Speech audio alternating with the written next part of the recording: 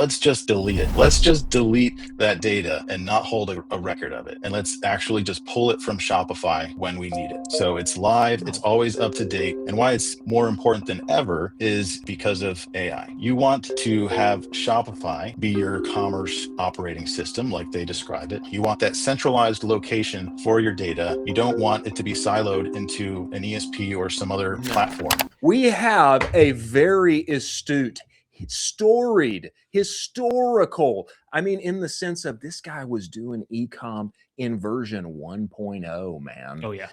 He has come to us now. We're bringing him to the show. Chris Geiss, CEO of Seguno. Get inside this show, sir. Get in here. Oh, that's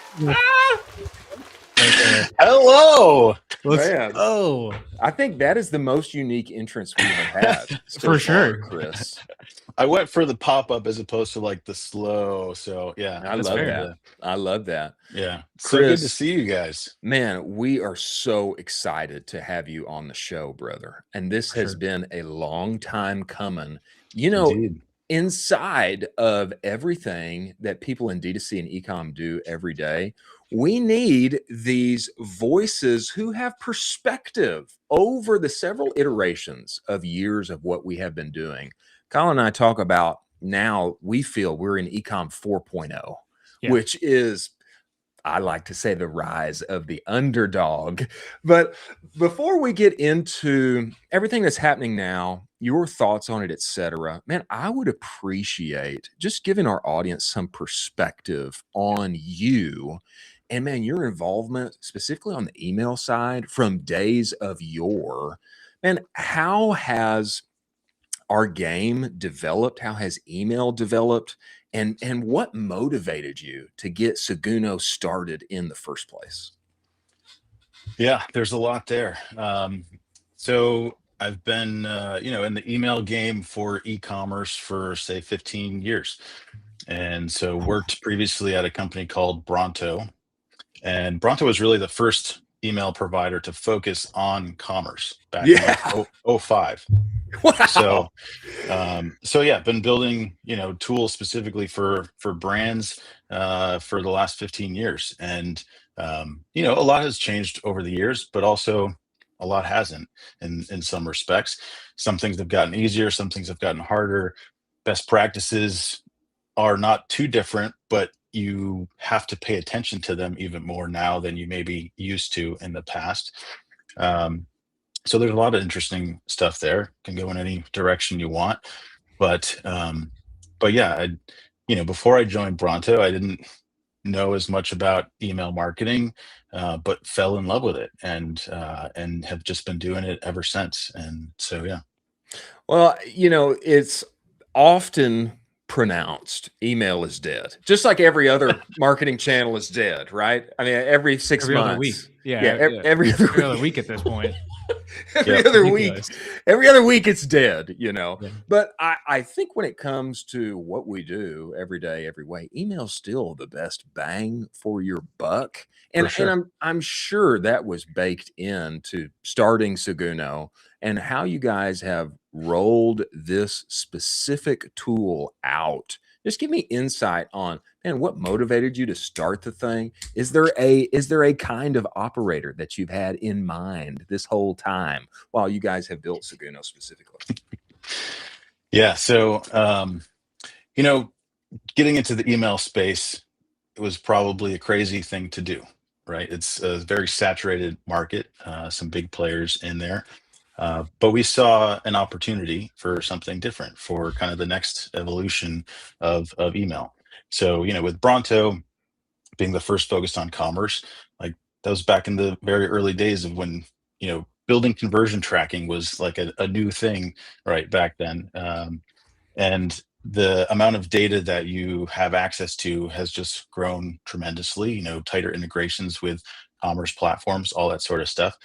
But things are still tricky to kind of put together. And so, we were building all these tools for sophisticated strategies for these big brands. And so the idea was, how do we take all of that good stuff and boil it down and make it incredibly simple for anyone to accomplish, whether you're small, big, medium, whatever, but just enabling smaller brands to do more sophisticated things, because it doesn't have to be that hard.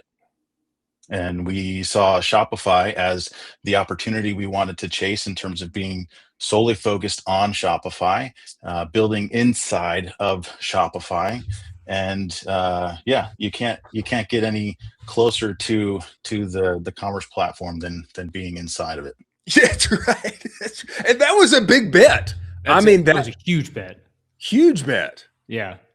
I mean, to make that early, I mean, one could say now it's like, okay, I mean, the results are here. Obviously, Shopify is going to become the tool of choice for, I think, the majority of e-com. That's the way it looks to me. Okay. Yeah. But that there's was no an other early choice. Like, let's be honest, there's no other choice.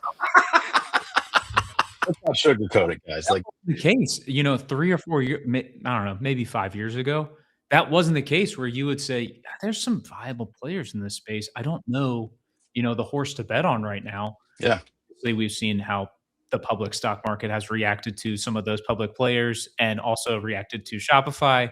So you can Right. see one of the horses kind of ran away with it. But I mean, were there any indicators that you were kind of thinking about where you're like, this is a really good bet. I really love the way this company is operating on specific things. We need to pick them specifically, because you could have picked sure. a ton of other folks. Yeah, and honestly, spent most of my time at Bronto focused on Magento. Like, we rode the Magento wave Exactly. at that time, building integrations there. So, but what I saw was that Shopify was the only platform that acted like a platform, right? Oh. Magento was the Wild West. You're competing with people blowing up your own code, whether it's an app or the brand itself. It was just the Wild West in terms of integrations and things. Shopify, again, the only platform to act like a platform. They truly enabled us to build the experience we wanted for merchants. And so that was why we chose to focus on them. Wow. Man, I see what you've done. You verify for me if this is the case, but what I see, the benefits of what you've done, making the big bet on Shopify early, which has, I'll use this illustration, the Star Wars illustration. They're arming the rebels, right? They are enabling everyone to become an entrepreneur and to get Absolutely. into the internet game. Yeah. I see what you guys have done as coinciding with that. Is, hey, we want to take email and we want to arm the rebellion. We want tight integration, actually true data that doesn't have to worry about duct taped syncing, etc., that may not be accurate. We want to make one-click automations. We want to make all of this possible for what Colin and I often call the one-man brand, or the Superman marketer, or the lean team, with big aspirations, which I know you're a fan of. Did you make that bet purposely with that in mind? Hey, we want to arm the rebellion with email. Yeah, 100%. Yeah. Why should all the good stuff be left to the big guys, right? Like, everybody should be able to do these things that we know drive revenue and help grow their brand. And why do they have to hire somebody to build something? Or why do they have to build super complex workflows when maybe you just need to, like, check a box? Like, we know what you're trying to accomplish. We can build that in, still give you the ability to customize things and make it more tailored to your brand. But we know what you're trying to do. We can just make it easy for you. Yeah. There's a thing that went a little viral last week on Twitter with Toby, the CEO of the founder of Shopify, co-founder of Shopify, that he is shipping. I think I've heard of him. Yeah, he's shipping the most amount of code this year so far than he has over the previous 3 years as a founder, because of the new tools with AI. How are you guys thinking about that with your team, where you're saying, wow, we have some crazy tools on our hands here? How can we ship exactly like they're doing it, where, the amount of code they're deploying at this point is crazy? It's insane. There's nobody else out there like Toby. Like, Toby is just incredible. There's no one better suited for what he's doing with Shopify, and to make that 100-year brand like he talks about. It's just incredible.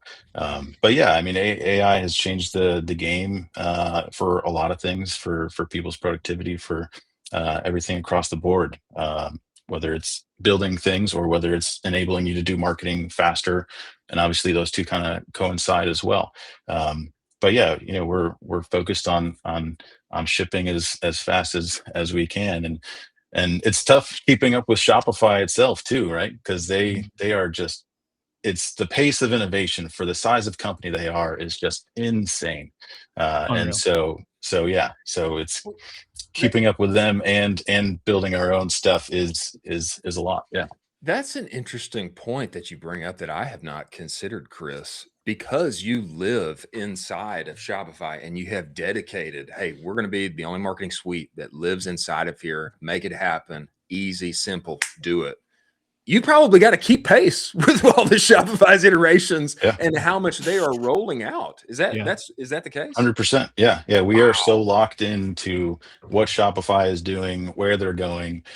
We have great relationships with Shopify on all different levels, and so yeah, we are locked in, as the kids say, I think. Man, well, that's a tall task. That is a tall task, man. Wow. Yeah.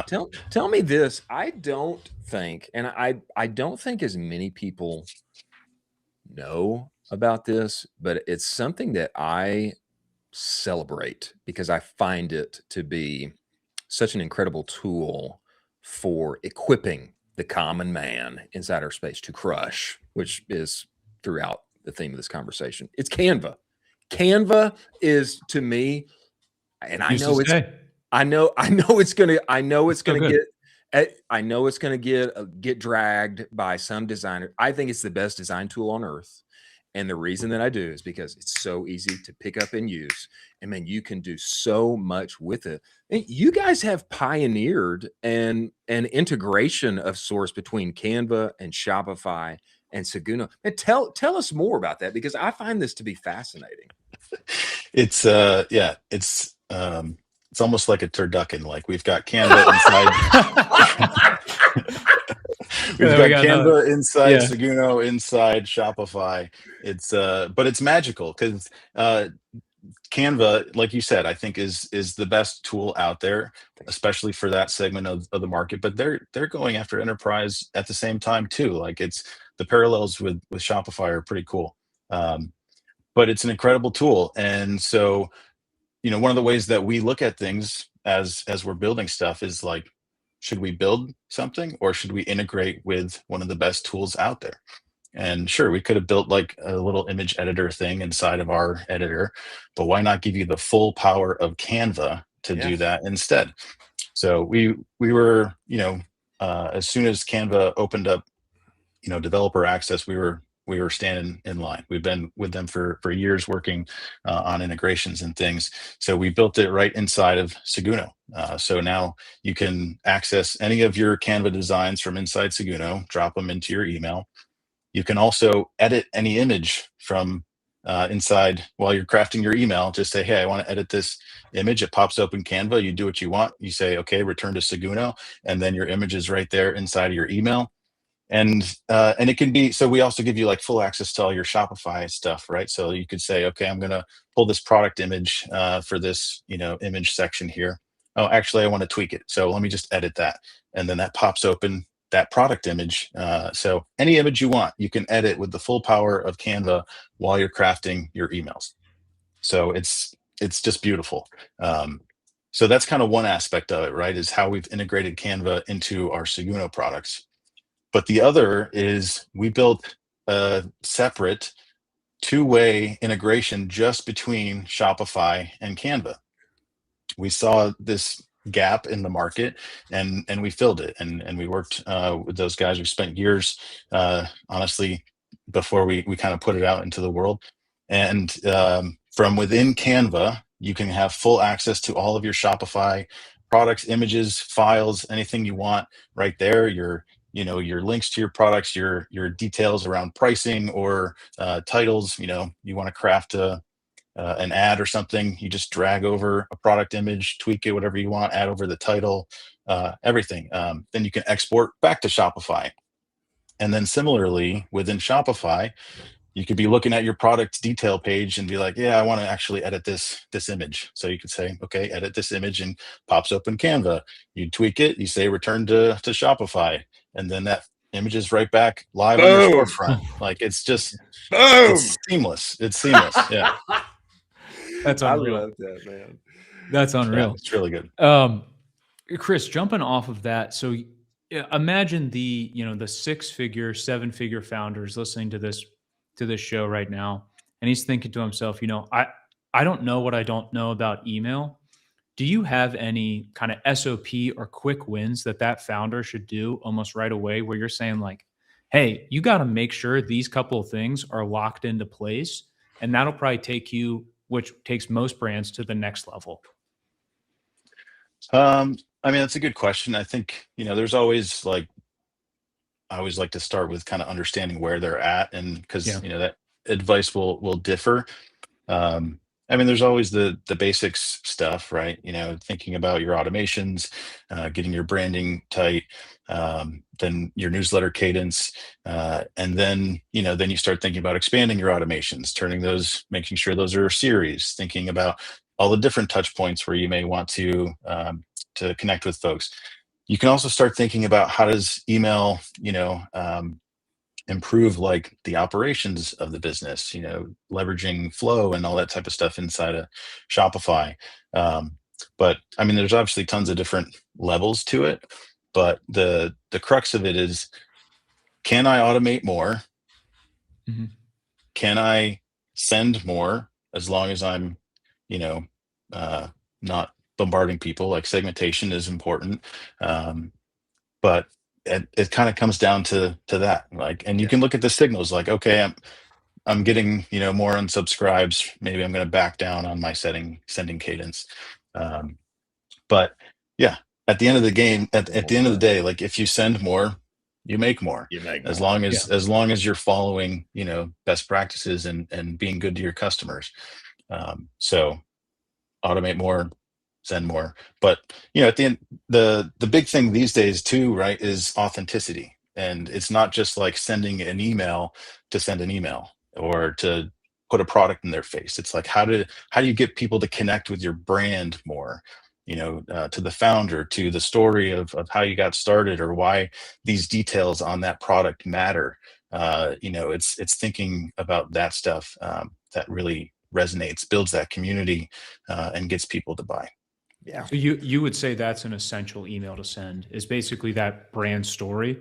That would be Oh an yeah, essential flow that you would say every brand needs to be running this exact sequence 100%. for. Yeah, that's a Yeah, great point. that should be part of your welcome series for sure. Yeah.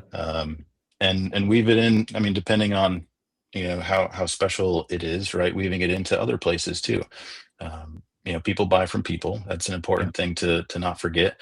And if you have like quality products, talk about it. It's Yeah. not, you can't just show them the product. You got to describe it. You got to have the follow-ups that are sharing those details, that are squashing objectives, so it's I think when you talk about this, I think of three things, all of which I have been largely the person responsible for at different times. First, there's brand who's really not taking advantage of email. Mhm. Then, and it's brand founder Yeah. really who's, doing what he can. Then Yep. it's brand founder who is doing a pretty good job. He's gone to the Mhm. next level and he's utilizing email. Then he's got too much on his hands and he needs to bring in really a one-man marketing team. He needs to bring in a marketer that Yep. can own that for him, take that to the next level. And then all along the way, it's making that easy, simple. How can I do more with less? Right. Automate more, send more authenticity, better stories. And it seems like you guys are enabling that at every step. Tell Yeah, me 100%. Tell me this, Chris, as we enter this new stage, how do you see AI affecting email or perhaps hindering email. And I bring this up because I have been shocked how little talk there has been about Gmail's AI inbox summarizer. You know, I come from days of yore when I just send it. I know it's going to get in there somewhere. As long as I don't hit spam, somebody's going to see it. They'll at least see my headline. They might click on it. Hopefully they do. But now Google's bringing in this capability for people to just read the summary at the top. How do you see that affecting email? How will email be affected in the future? And what's important for operators as that takes place? Yeah. I mean, AI is affecting every aspect of email, right? Whether it's inbox placement, whether it's these types of summaries that may impact your open rates, or whether it's email creation, like across the board, AI is impacting everything, right? When you think about, the summary, I think it's a good thing, right? It takes a little bit less pressure, like off of your one sentence kind of preview text. It allows you Okay. to provide more context in the email, right? Like make sure you got good text in there. You're not just all image based. The more That's images you good. have, you need alt text. You got to make sure it's readable for the machines. You got to make sure that you have enough context there so it can provide a good summary. And so I think that's a good thing.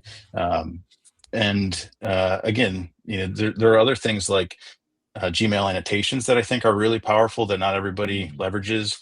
Again, it's kind of something we just do automatically with Seguno. But I don't even know what that is, Chris. so let's say you are doing a promotion and you're including a discount. And especially like if it's a unique code with an expiration date, this is perfect. Gmail will actually like add extra information to the inbox that can show what the promo is, like 10% off. Here's your code, and by the way, it expires like in a week. So it can bubble it up to the top too, like in the promotions tab. So those are really powerful things to take advantage of. Again, things we just kind of do automatically for people, so you don't have to worry about it. But that's a powerful thing. Wow. You know, I've probably with my own hands, not like telling somebody else to do it, with my own hands, I think I have generated about $30 million in email revenue over the past 2 years. And I had no clue what that was. And the great news is Seguno will do it for free for me automatically. That's amazing. Yeah. And this is the first take too, Chris, that I have heard. And I think you bring up some good points. Hey, actually the AI inbox summarizer, it might be a really good thing. If you're putting in, if you've got native text, if you're adding in that alt text on your images, if you're doing all things, actually it could work out better for you.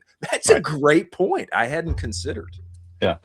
And sending cadence is really important more than ever.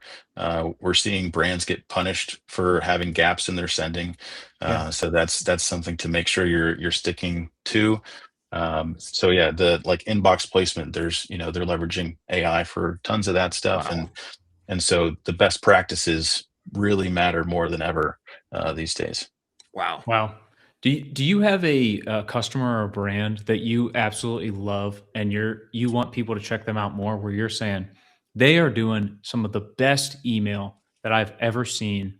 Do you have anybody that you can point to and you're just like, people need to check them out? You guys need to grab all their emails. You guys need to implement them ASAP. Study them. Customer in mind? Yeah, study them ASAP.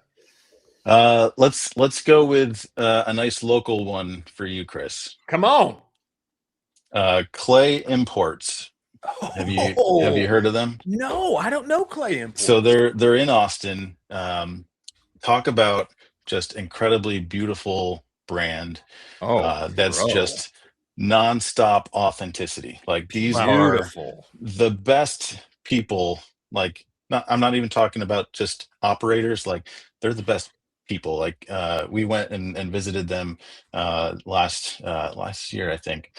And they took us out to like some local barbecue joint, which happened to have their tile, in the bar area.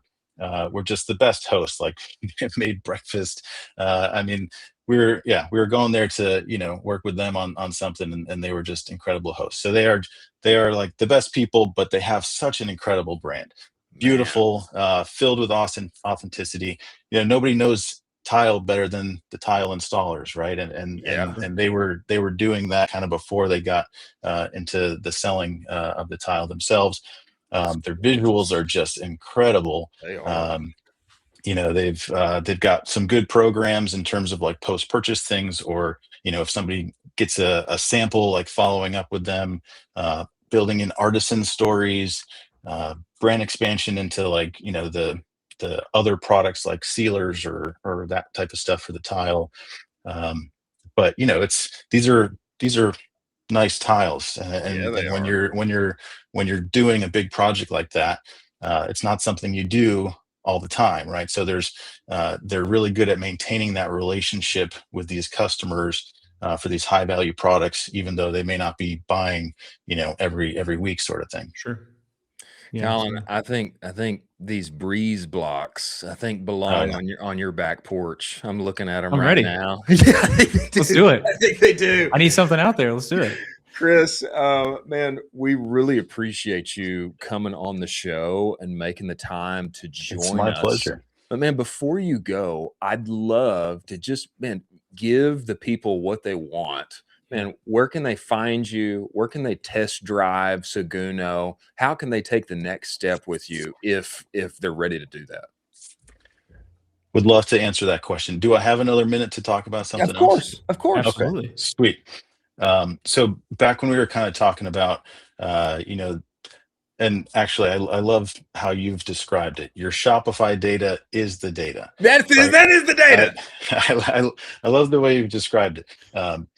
But just a little bit on that, because I think it's more important than ever.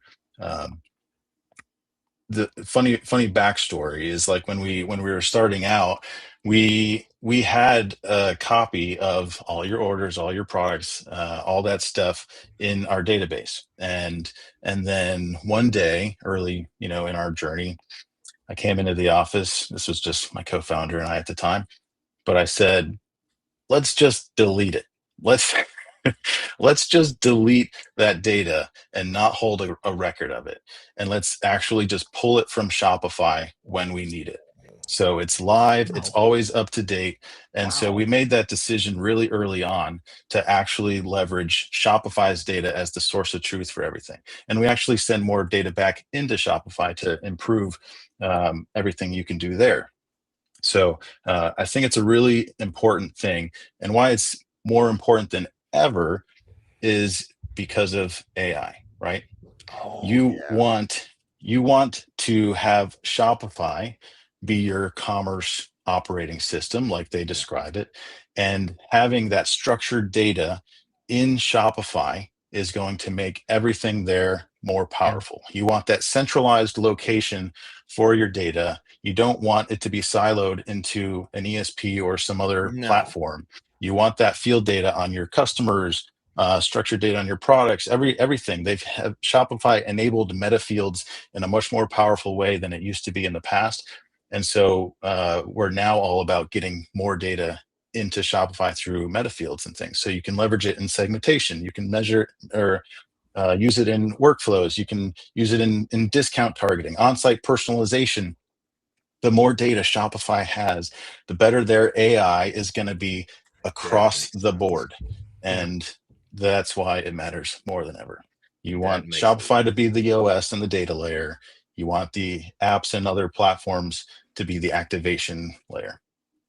Well, that has to speak to why you guys got the award in 2024 for App of the Year on Shopify. I mean, that the points that you just made there, I think, are so valid. And you want your data living inside of Shopify. You want that to be structured, enriched as much as possible, and not having to just trust here and there. Oh, it's somehow accurate. Actually, they made up my data. You want it to be as verifiably secure and true as possible. Yeah, I mean, we've heard from customers before that they would create their segment in their email provider and then go back to Shopify and create it again to check to make sure it was accurate. Like, that's just nonsense. Like, you don't need to be doing that. But just like proof that Shopify is thinking this way too, right? Just the other day, they enabled you to leverage meta fields in Shopify analytics. So like, that is a huge thing. Would encourage everyone to look at, and that is another reason why you just need your data in Shopify. Wow. That's excellent. That's excellent. Well, man, we really appreciate you coming on here and making those points. I want everybody to go get a free trial. Yeah, I mean, let's do it. Go get a free Yeah. trial. Go to Chris. Seguno.com, seguno.com. Just say, hey, the Cowboys sent me. All right. We'll hook you up. We'll give you an extended trial, whatever you need. Yeah, we're here to help. Honestly, like every aspect of our business is focused on service and trying to help people with people. And so whether that's onboarding, whether that's customer support, whether, we don't have like a big sales team, or we don't have a sales team. Like you're essentially like talking to who might be your CSM as opposed to a salesperson. And so, yeah, service is at the heart of everything we do. I mean, Colin, even that's a huge point. That's massive that you just undersold CSM. That's a huge point. That's huge. a huge point. I won't mention any names, but there's been times where I've got a whole lot of money that we're doing over whatever platform, and I can't get a hold of anybody. I can't get them on the phone or send a pigeon. I mean, you just can't reach them. It's Having crazy. a CSM, that's crazy. Wow. Well, thank you guys. I love listening to the show. You guys are so much fun and help keep me informed too. So yeah, just love what you're doing. Thanks so much for having me on. Oh, brother. Hey, wouldn't be possible without you. We love you, man. Absolutely. Thanks for coming, and we look forward to having you again. All right, sounds good. Thanks, guys. Talk to you soon.